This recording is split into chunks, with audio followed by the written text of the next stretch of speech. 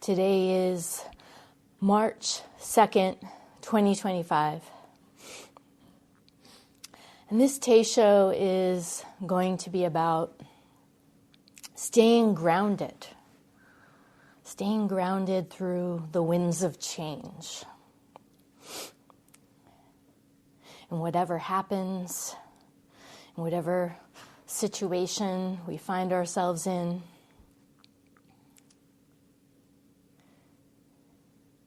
even when it feels like a tornado. By the way, winds of change, it's not just a saying, it's a title of a popular song in the 1980s that was by a German rock band called the Scorpions. And the song was about a moment in history when there was this enormous shift in the world. It was the fall of the Berlin Wall and the collapse of the former Soviet Union.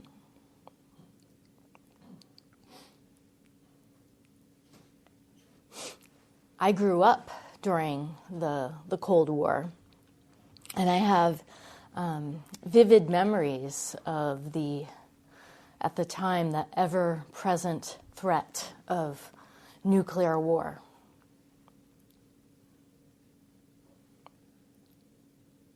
So I also remember the joy and the sense of optimism that was felt when the wall came down. But there was also this fear of the unknown. What would happen next? It was such a pivotal moment. And right now, it kind of feels like we're in another such moment.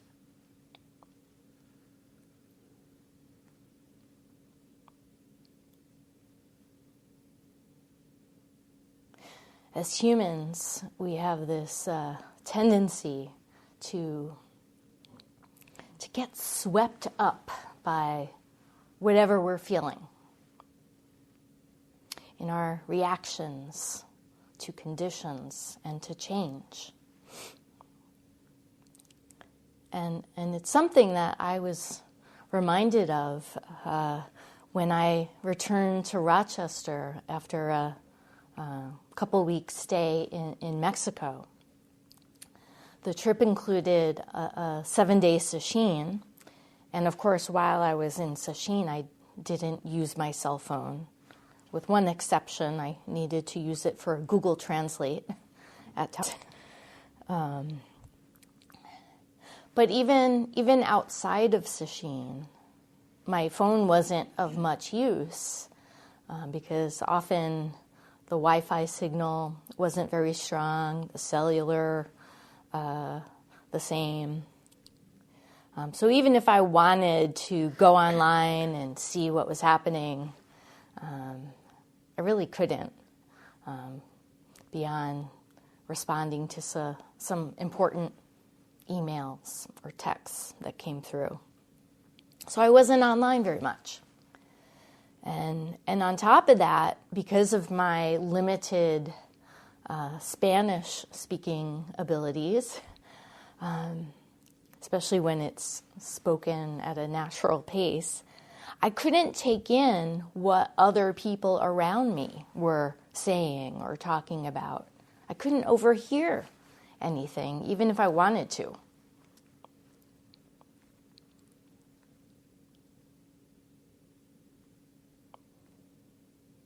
And as a consequence, for a couple weeks, I didn't know what was happening in the world beyond really my immediate experience. And it was wonderful. It was wonderful to unplug and just take in this sense world of Mexico. And really the only thing that could pull me away from what I was experiencing was thoughts, feelings.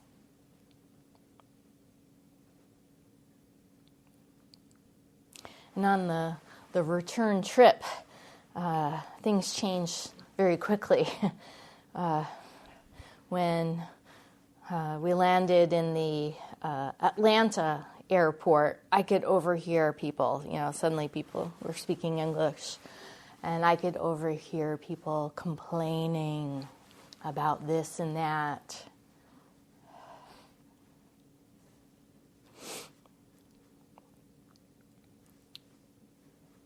There's something about air travel and having to wait on a long line that triggers a lot of discontent.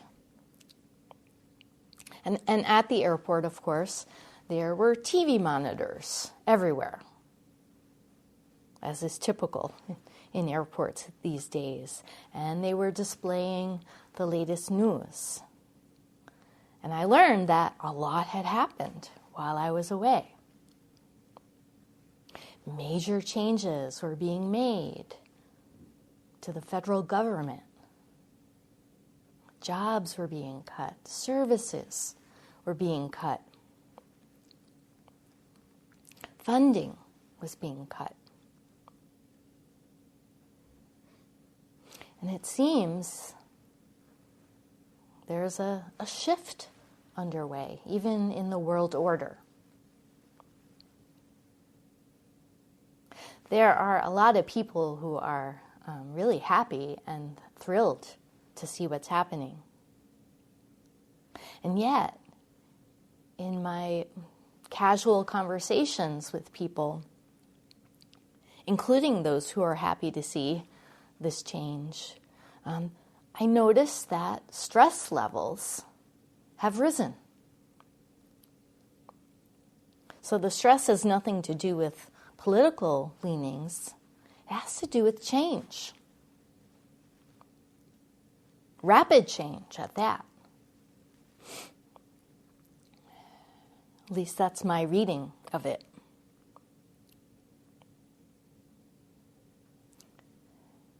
There can be also the fear of losing your job. Maybe you've lost it already and you're having to find a new one. Or losing your health care or the services that you've come to rely on. Especially if you're a veteran, have a disability, or transgender. It can also be a fear of a growing atmosphere of intolerance and bigotry. So much is swirling around in this wind.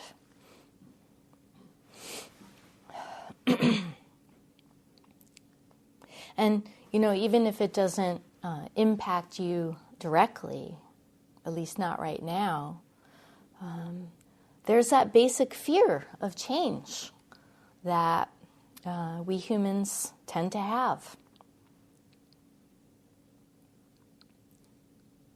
Change happens whether we want it or not, and it's never on our timetable.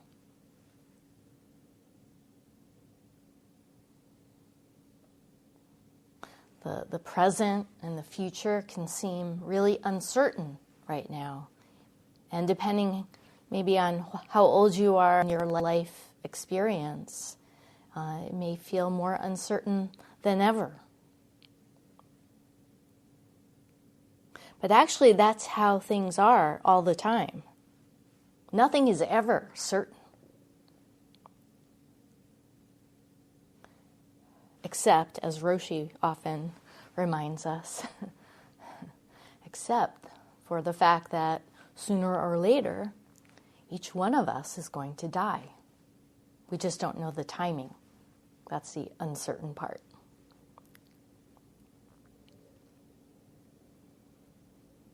So we can ask, what is it about this period, this juncture, that feels different from any other? Isn't it all flux? Isn't change constant? Isn't everything just part of the cycle of causes and effects?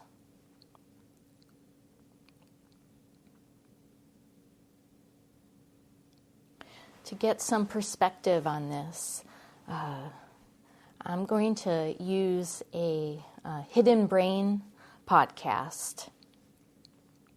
It's titled Afraid of the Wrong Things.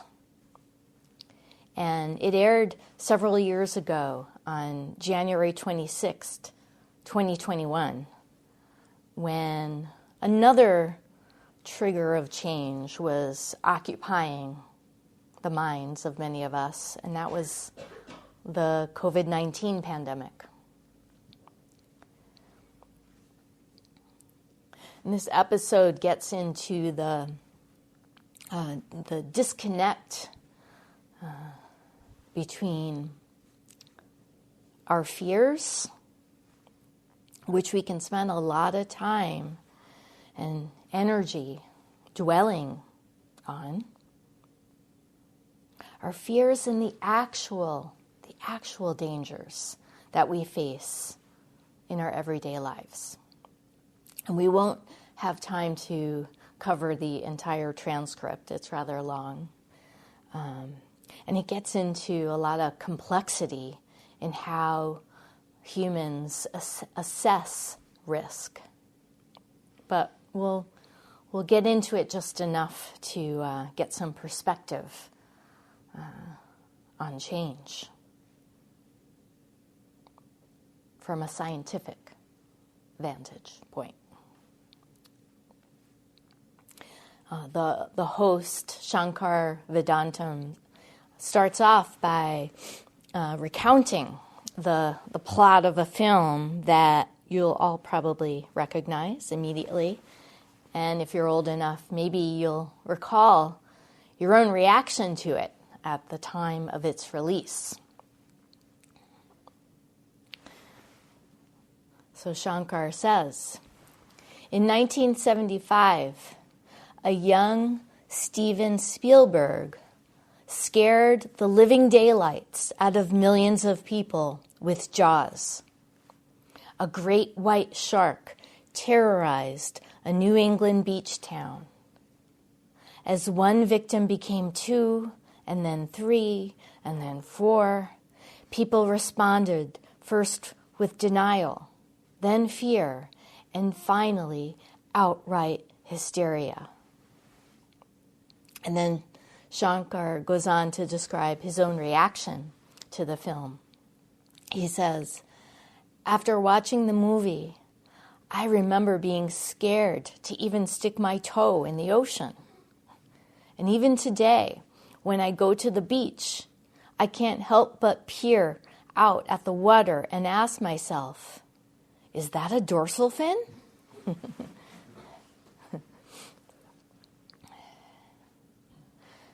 When that movie came out, I was too young to watch it in the movie theater, but I did see it a few years later when it was aired on TV.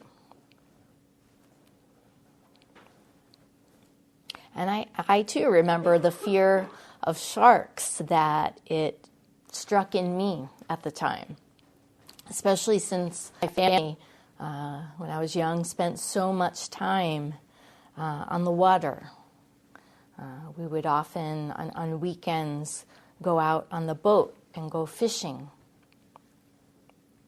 And when we weren't out on the boat, we were at the beach, which was a short walking distance down the street from my house on the south shore of Staten Island. But was I really at risk of being attacked by a shark? No. I was actually more at risk of stepping on one of the thousands of hypodermic needles that washed up on the shore.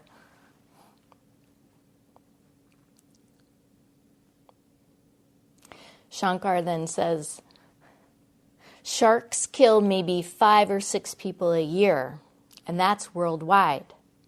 Meanwhile, humans kill about 100 million sharks a year.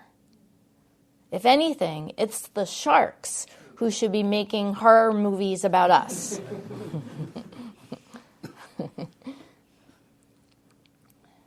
So there's no logical reason to see ourselves at risk of a shark attack.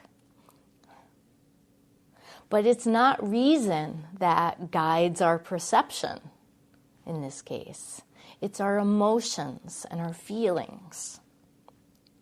And that's why when it comes to sharks, chances are when you hear the soundtrack to the film Jaws, you feel a little uneasy. Dun, dun, dun, dun. Even if you've never been bitten by one. So to look into this phenomenon, Shankar's guest was a psychologist from the University of Oregon named Paul Slovic. And Paul Slovic conducted studies on the mismatch between how people think about danger or risk and the actual risk that they face.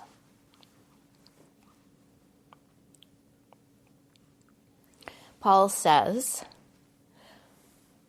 what we find is that our sense of risk is influenced by the direct experiences we have and also by the indirect experiences we have through media, such as film or the news. That's very powerful in influencing us. So in other words,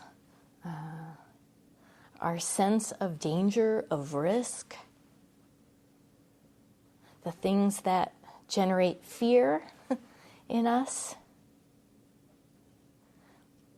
come from not just firsthand experiences, but the feelings that we latch onto in reaction to everything we read, hear,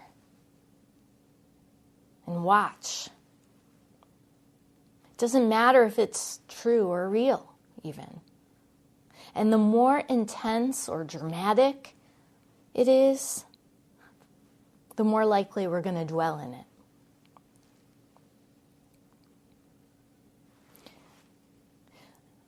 Paul goes on, we originally thought that people were analyzing risk, doing some form of calculating in their minds about what the probability of something bad happening would be and how serious that would be.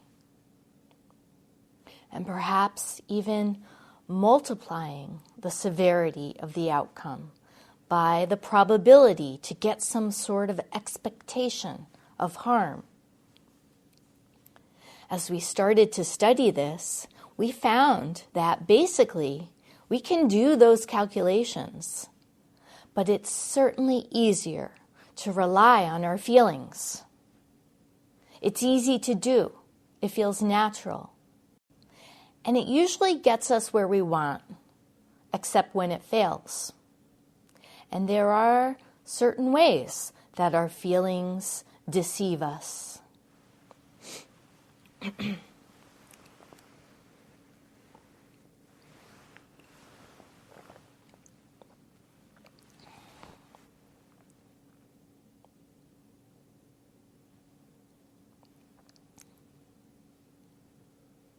So then, on the one hand, our feelings are useful, and they help us in situations such as when we get the sense that it would be dangerous to walk across the street into oncoming traffic. That's a situation where it's wise to pay attention to your feeling in that moment. So the feeling is a good guide in knowing how to best respond. But he's saying that they're not always reliable. And that's the case when our feelings are tied to mental constructs. A good example would be if you imagine, say, public speaking or flying on an airplane to be absolutely terrifying. Then you're probably going to be churning that over, imagining yourself in that situation. Before you're even standing in front of an audience or stepping onto a plane, working yourself up with this feeling of dread. And it can be so strong that it prevents us from doing what we actually want to do.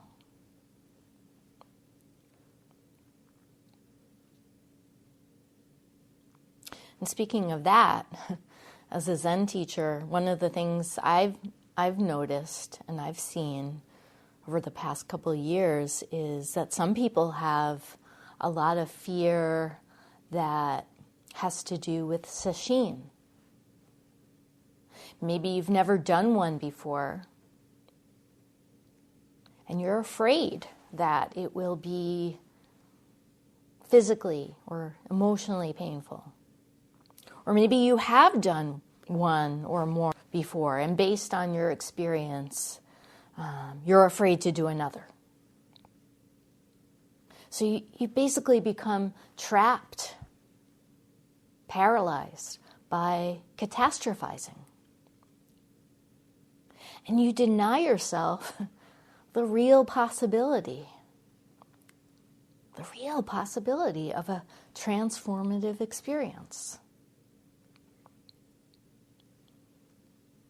Sesshin has been an important part of Zen practice for hundreds and hundreds of years. There's a reason for that. Trust that. It's a precious opportunity to fully absorb yourself in your practice.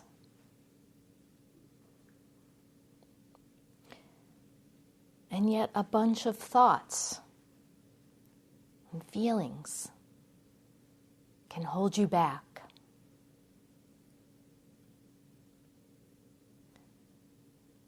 Can you really say what it's going to be like ahead of time? Of course not. Every sesshin is different because you're different.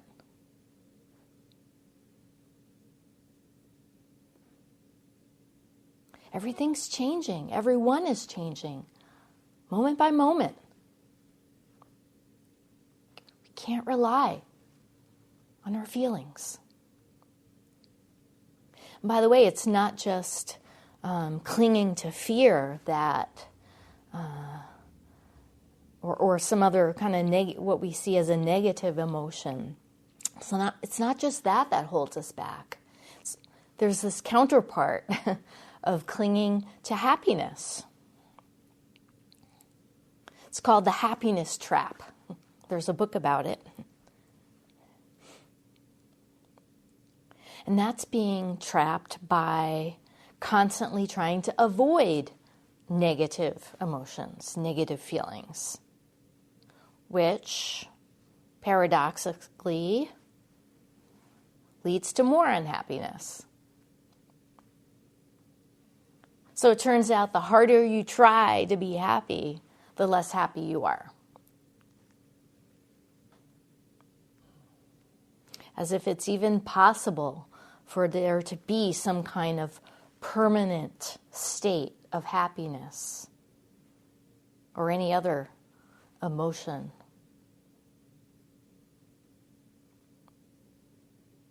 Everything changes. Everything passes.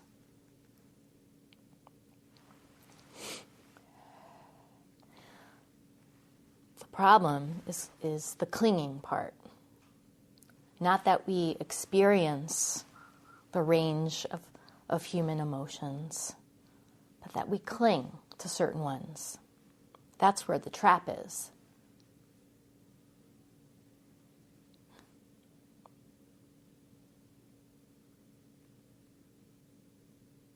And when we lock on, we're setting ourselves up to suffer. We're unable to see clearly. We're unable to flow with the change that is constant.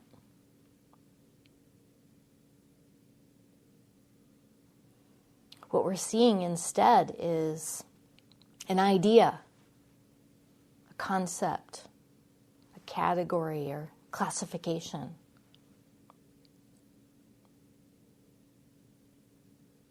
Cutting ourselves off from experiencing the moment as it is right now,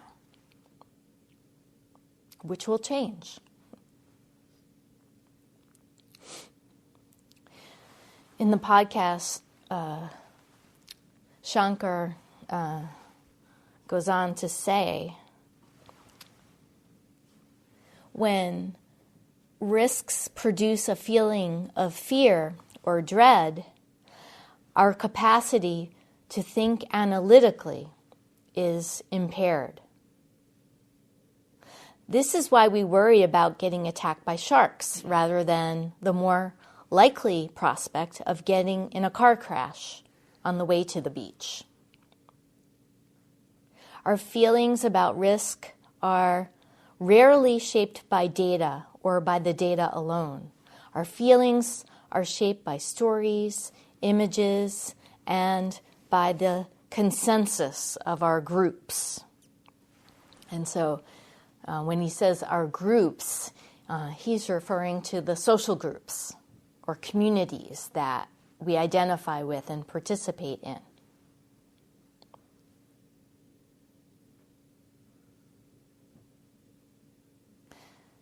In this day and age, one of the primary ways we stay connected to our groups is by keeping our cell phone on hand or other device. I say this as I'm using an iPad to read the transcript of this podcast. I recently read that the average person either sends or receives 40 text messages a day. That's just text. If you add emails and social media notifications, that's a lot of messages on a daily basis, if you're the average person.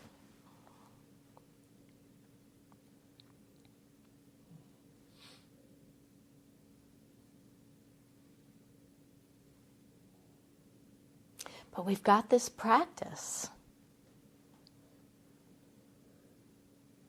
that gives us the opportunity, the choice, to redirect our attention to this moment, to our body right now. That's a choice we can all make.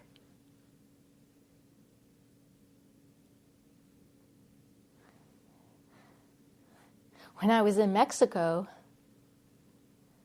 you could say it really wasn't a choice in the sense that the technology wasn't working for me.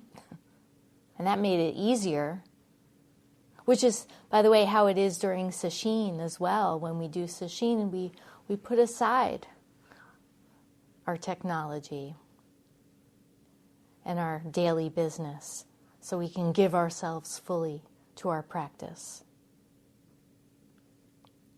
So yeah, It's maybe a bit easier in those circumstances. It's harder to do in everyday life. But the choice is still there. We can work at it. We can practice and get better at it.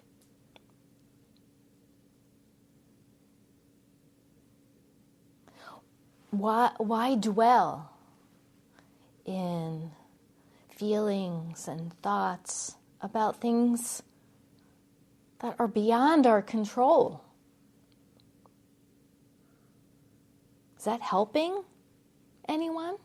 Is it helping you?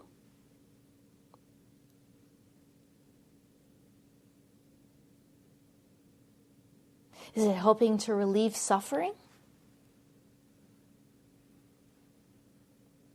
No, but it's probably making you miserable.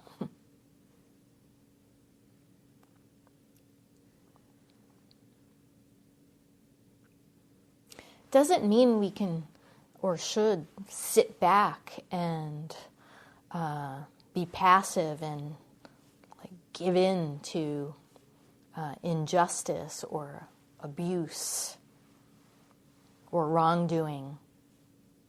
It's just the opposite. To be present is to see clearly, to see what's here, to see what needs to be done in ways that are of service, true service to alleviating suffering, our own and others. If we're lost in worries about what's going to happen next, or running through our complaints, ruminating,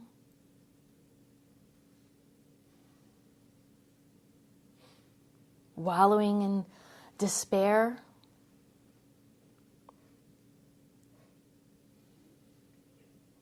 about things that are beyond our control, then we're not seeing clearly. We're stuck in our head and stuck in a state of inaction.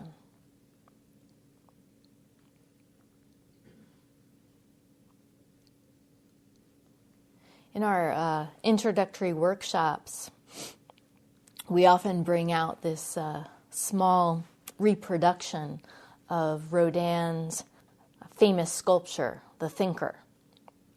And he's all hunched over, kind of gnarly, leaning on a tightly closed fist, constricted, contorted. And that's what it feels like to be caught up and immobilized by feelings and thoughts.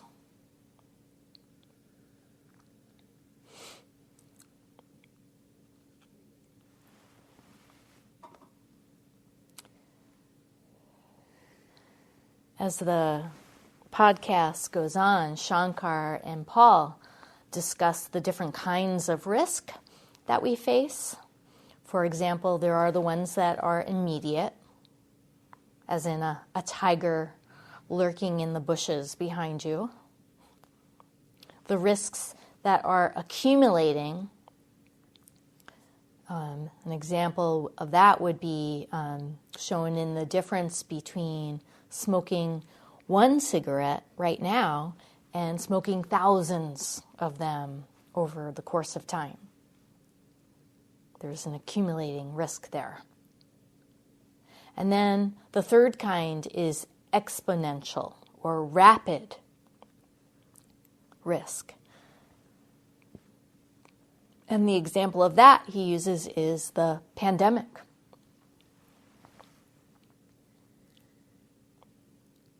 Paul says, governments all over the world were slow to appreciate what was going to happen when their numbers of COVID-19 cases began to grow exponentially.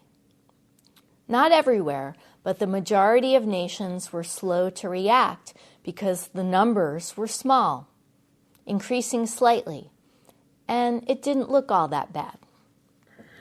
But by the time we really start to take it seriously, it's out of control. And then he goes on to describe how our sense of control plays a big part in how we perceive risk or potential danger. And he gives that example of driving a car. He says, the driver feels that they are controlling the risk. The driver feels that they are controlling the risk because they're controlling the speed and other aspects. They don't realize all the elements of the situations that are not under their control, like the conditions, road hazards, or what other drivers are going to do. And it's true, driving a car is one of the most riskiest things many of us do on a daily basis. It doesn't feel like that, though, because it's a routine activity and we choose to do it. And it feels like we're in control. That's the feeling we have with our hands on the wheel. And it's a good example of how we can't always trust what we feel. Then Paul says, there's no gatekeeper that leads us to analyze information that conveys feelings in us. We just take it for what it is, and the brain lets these feelings in, and we react to them. We don't vet our feelings the way we vet arguments. And this goes way back as something that was very adaptive a long time ago. So what he's saying here is that the human brain, a long time ago, was hardwired to be much better, more accurate in responding to up-close, immediate risk, and less so accumulating or exponential.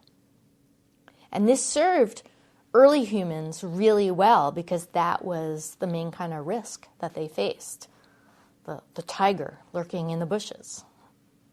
But it's a lot more complex for us modern humans.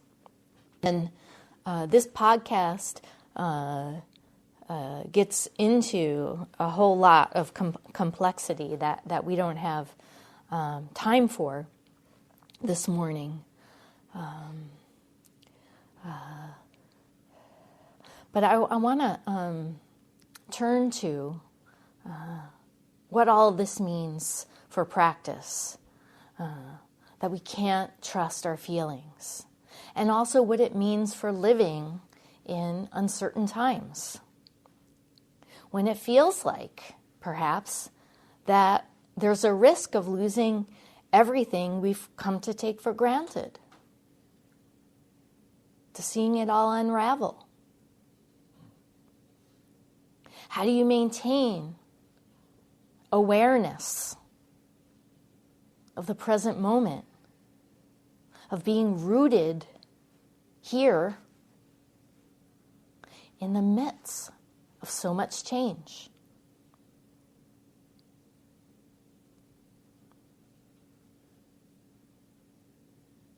We don't have to stick our head in the sand and ignore what's happening, distract ourselves, or become numb to it. We also don't have to travel to another country or change our conditions. What's needed is something you've heard before. Stay with your practice. Put your trust in it.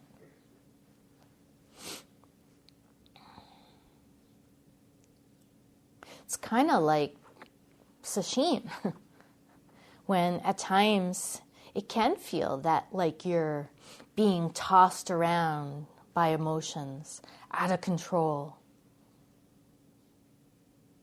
jostled this way and that.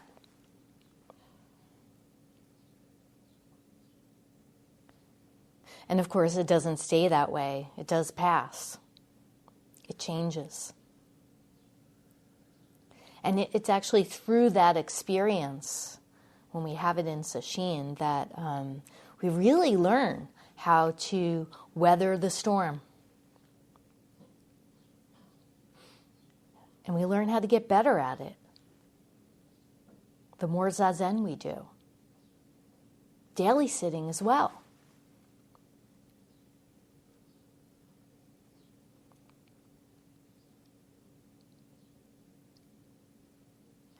And so a number of times, Bodhin Roshi asking this question.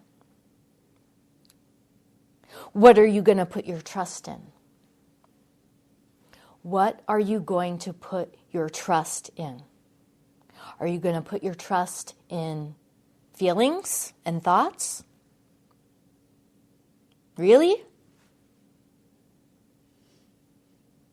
How's that working for you?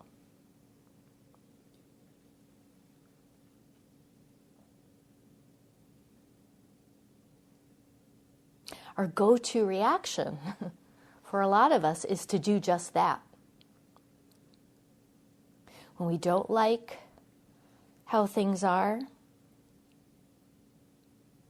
we dwell in our complaints. We tell ourselves what's happening is bad. This isn't right. We want it to be different. We want to be happy, not sad or anxious or fearful.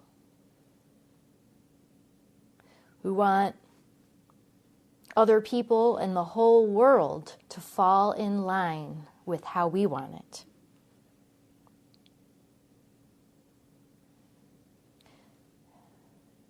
But this is not our practice.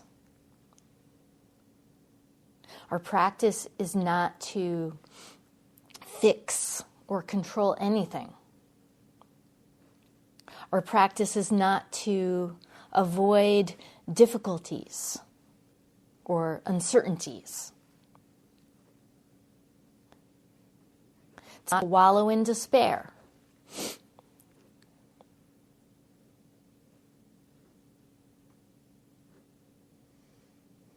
None of us knows how things will turn out. Predicting the future is also not our job.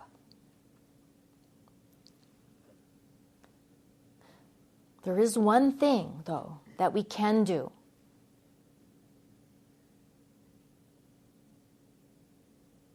And that is simply to give ourselves to our practice. To do the work. And trust that it really is the one thing.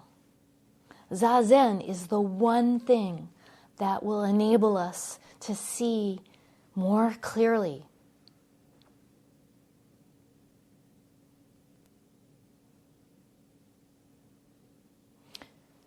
To think and speak and act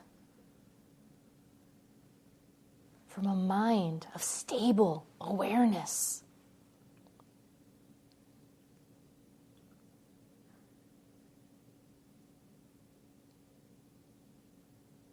It's needed more than ever right now.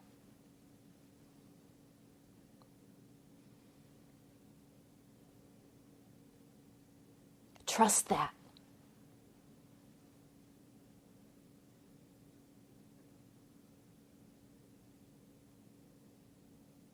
We'll stop here and recite the 4 vows.